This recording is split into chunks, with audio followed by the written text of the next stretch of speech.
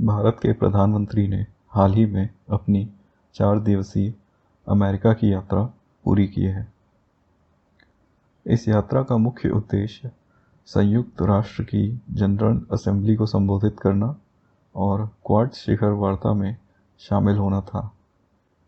इसके अलावा प्रधानमंत्री ने इस यात्रा के दौरान अमेरिका, जापान और ऑस्ट्रेलिया के राष्ट्र अध्यक्षों के साथ द्विपक्षीय बैठक में हिस्सा लिया और कुछ खास कंपनियों के सीईओ से मुलाकात भी करी।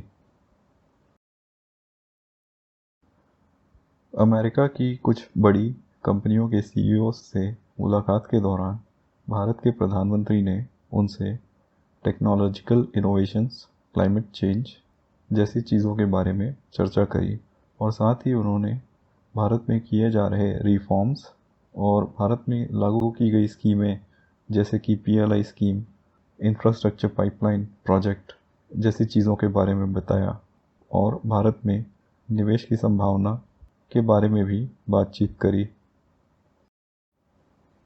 अमेरिका, जापान और ऑस्ट्रेलिया के राष्ट्र अध्यक्षों के साथ अपनी बैठक में भारत के प्रधानमंत्री ने सांस्कृतिक आदान प्रदान और व्यापार में बढ़ोतरी को लेकर चर्चा करी।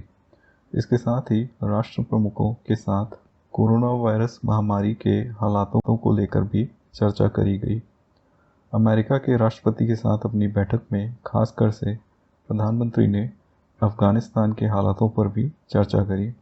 ऐसा इसलिए है क्योंकि भौगोलिक रूप से अफ़गानिस्तान भारत के निकट है और हाल ही में अमेरिका के अफ़गानिस्तान छोड़ने के बाद अफ़गानिस्तान पर तालिबान ने फिर से कब्ज़ा कर लिया, जिससे वहाँ पर हालात अब काफ़ी बदल गए हैं। साथ ही अफ़गानिस्तान में अब होने वाले किसी बुरे घटनाक्रम का असर भारत और अमेरिका दोनों पर पड़ सकता है और शायद इसलिए भारत और अमेरिका को प्रधानमंत्री की इस यात्रा के दौरान अफ़गानिस्तान पर चर्चा करने की आवश्यकता पड़ी। प्रधानमंत्री की इस अमेरिका यात्रा के दौरान क्वाड शिखर वार्ता भी शेड्यूल की गई थी। क्वाड अमेरिका, जापान, ऑस्ट्रेलिया और भारत के बीच एक तरह का गठबंधन है जो कि चीन के बढ़ते हुए सैनिक और आर्थिक प्रभावों से होने वाली अच्छी और बुरी चीज़ों को देखकर बनाया गया है। यहाँ पर ये गौर करने वाली बात है कि क्वाड के ये चारों देश लोकतांत्रिक हैं और जबकि चीन में ऐसा नहीं है। और साथ ही ऐसी कई सारी चीज़ें हैं जो कि पिछले कुछ सालों में चीन के द्वारा करी गई हैं और जिससे कि काफ़ी सारे अन्य देशों को घबराहट होती है। जैसे कि चीन के द्वारा संचालित की जाने वाली ज़्यादातर चीज़ों में पारदर्शिता की कमी होती है। चीन का जो बेल्ट एंड रोड इनिशिएटिव है और उसके द्वारा की जाने वाली डेब्ट ट्रैप डिप्लोमेसी, जिसमें कि चीन दूसरे देशों को कर्ज के भार में फंसाता हुआ दिखता है। और इसके अलावा कोरोना वायरस की उत्पत्ति को लेकर जो प्रश्न चिन्ह है, ऐसी सारी बातों से काफ़ी सारे देश परेशान होते हैं। और तो और चीन के साथ इन सभी चारों क्वाड देशों के कुछ ना कुछ उल्लेखनीय मतभेद हैं।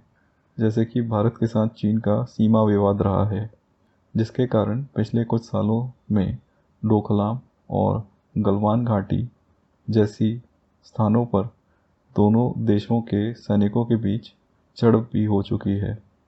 वहीं अमेरिका का पिछले कुछ सालों से चीन के साथ ट्रेड वॉर चल रहा है। साथ ही ऑस्ट्रेलिया चीन की अपने देश में और प्रशांत महासागर के देशों में बढ़ती हुई दखलंदाजी से चिंतित है। और जापान और चीन ऐतिहासिक रूप से एक दूसरे के विरोधी रहे हैं। इसीलिए इन चारों देशों का चीन के साथ एक गठबंधन बना लेना स्वाभाविक सा था। अपने इस दौरे के आखिरी दिन में प्रधानमंत्री ने संयुक्त राष्ट्र की जनरल असेंबली को संबोधित किया और इस संबोधन के दौरान प्रमुख रूप से प्रधानमंत्री ने टेक्नोलॉजिकल इनोवेशन, सस्टेनेबिलिटी के बारे में बोले। इसके अलावा भारत ने कोरोना वायरस महामारी को किस तरीके से हैंडल किया है उसके बारे में भी प्रधानमंत्री ने अपने उद्घोष में बताया। साथ ही अफगानिस्तान के हालातों को लेकर प्रधानमंत्री ने कहा कि यह निश्चित किया जाना चाहिए कि अफगानिस्तान की धरती का इस्तेमाल आतंकवाद के लिए नहीं होना चाहिए। साथ ही उन्होंने यह भी कहा कि जो भी देश आतंकवाद को पॉलिटिकल टूल की तरह इस्तेमाल करने की कोशिश करेंगे, उन्हें भी आतंकवाद से उतना ही खतरा होगा। और साथ ही चीन को लेकर प्रधानमंत्री ने निहित रूप से ये कहा कि दुनिया के महासागर विश्व की साझी विरासत है और किसी भी देश को उन्हें दुरुपयोग करने का हक नहीं है। उन्होंने यह भी कहा कि किसी भी देश की एक्सपेंशनिस्ट और एक्सक्लूसिविस्ट पॉलिसीज़ यानी कि विस्तारकारी और अन्यथिक नीतियों को बर्दाश्त करने की किसी भी अन्य देश को ज़रूरत नहीं है। भारत के विदेश मंत्रालय के अनुसार यह यात्रा सफल रही है।